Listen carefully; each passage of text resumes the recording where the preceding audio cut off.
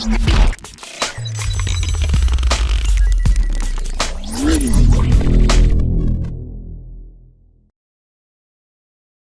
is part 2 of the application building, and now we are going to look at some further details on how to actually build the application. Till now we have downloaded the application from its GitHub repository, and we have started it, and it has displayed some kind of virtual reality text that we saw in the last video. Now we are going to go in a little deep and see what kind of Viro objects and what kind of other benefits and stuff that this Viro React library provides us with. So this is the code that already exists inside of app.js file, and we have seen this code. This is initializing something, and like we saw that this part was throwing some errors. Now we are going to see how to rectify those errors and actually use this in our application. So before jumping into any kind of code, I would like to show you some basic configurations that are needed to be followed before connecting your app to your physical device and vice versa.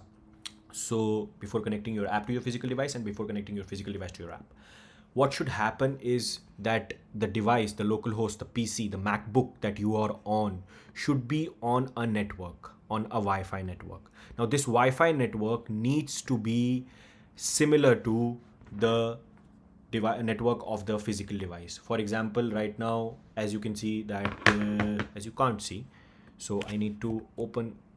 So as you can see that the PC, the host network, the local host network is asked for wireless. And over here also you can see that the Wi-Fi to which this phone is connected to is asked for wireless.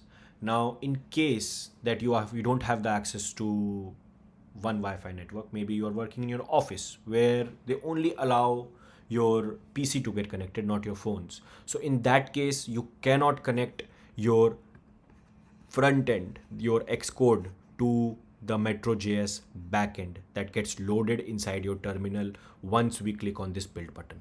So in that case, you will have to use the hotspot option that is available on every phone nowadays. You'll have to use that option. You'll have to create a network, and in that network, your PC should then come and join.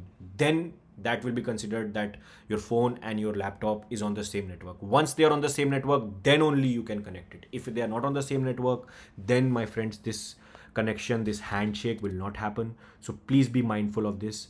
Once you're on the same network, everything will start working, because there is no debugging for this. There is no error that will be thrown to you in such a manner. This is something that I have found out by my own work, my own hard work. I have spent a good amount of time searching for this problem and rectifying this problem, and I'm telling you guys that the PC and the phone should be on the same Wi-Fi network. Then if you hit this build button, then you can see that the Metro package bundler has been launched, and it is loading the app while it is building. Now once you see that yes, a green bar is filling up and the index.js file is being built, then that means that your front end is now actually connected to your back end.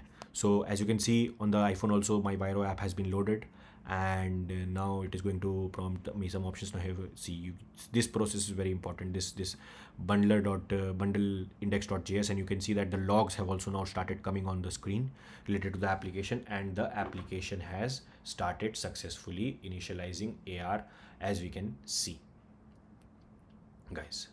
So this logging process is very important. Now this will also provide you with some options. You can click D for opening developer menu, and you can see that so this command was, I think it needs to be programmed further, but you can reload the application anytime you want, and you can see the reload works. You can reload the application, it will download and build the code again once. And because I think it's an augmented reality application, we are in the camera application. That is why it was the developer option menu was not working, but we are going to look into it further afterwards. So this networking thing is something to keep something to keep in your mind. If you are not, if for some reason you cannot get your phone and your laptop cannot get access to the same network, then you will create a hotspot using your phone, and then from that hotspot network you will connect your laptop. Then you will be connected on the same network, and then you can only go and build and run this application.